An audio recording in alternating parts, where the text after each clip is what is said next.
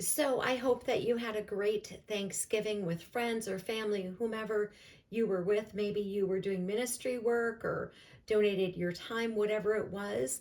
I hope that it was a blessed and eventful and joyful day for you. So I'm actually recording this on Thanksgiving night.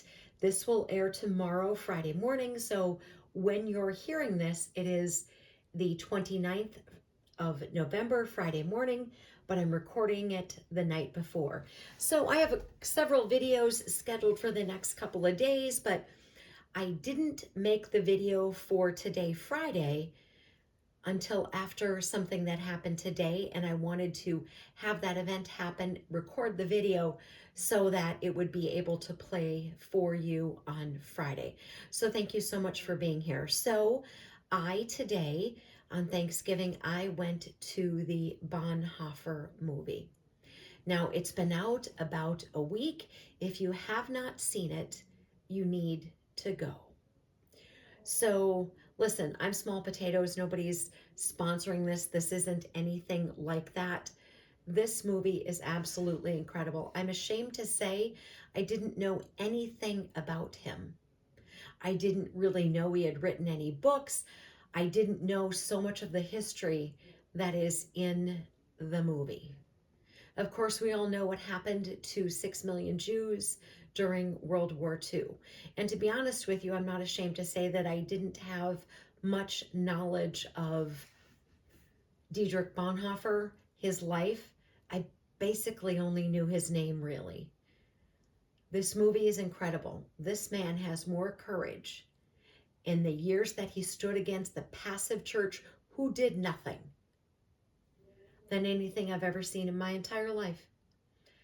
You know, so often I will tell you that the church is dead. You hear me say that so often.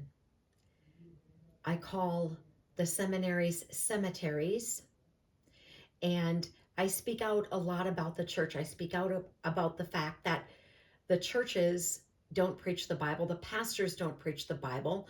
They're more concerned with their rock star concert worship period and bringing in all these speakers, and everything they do is for people already in the church. What are they doing for people outside the church? And those of you that have been with me for years, these are things you've heard me say over and over and over again.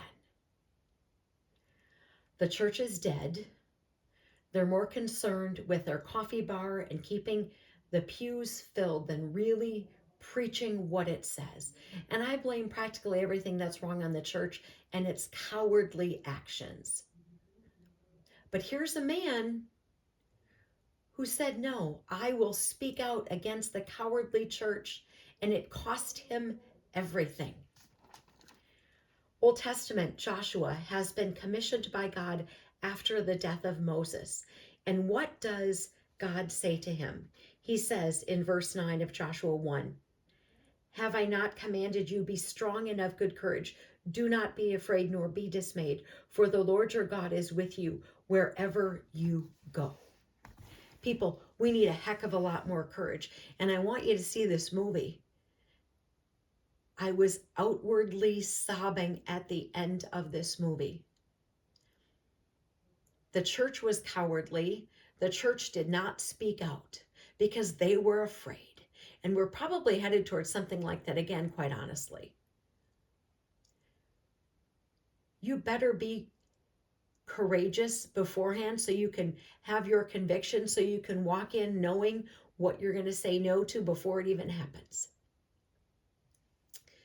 Please go see this movie. It is well worth seeing. It will encourage you. It'll make you cry. It'll make you happy that somebody made a difference. It'll make you sad. But I hope that by seeing this, it will instill in you the way that we need to be, because who knows what's coming. But here was a man who was willing to pay it all for the sake of speaking the truth, and it cost him everything. Are you prepared to give up everything for what is the truth of what God says in his word? Do not fear. Armor up, we ride at dawn. May God bless you as always. Have a great day.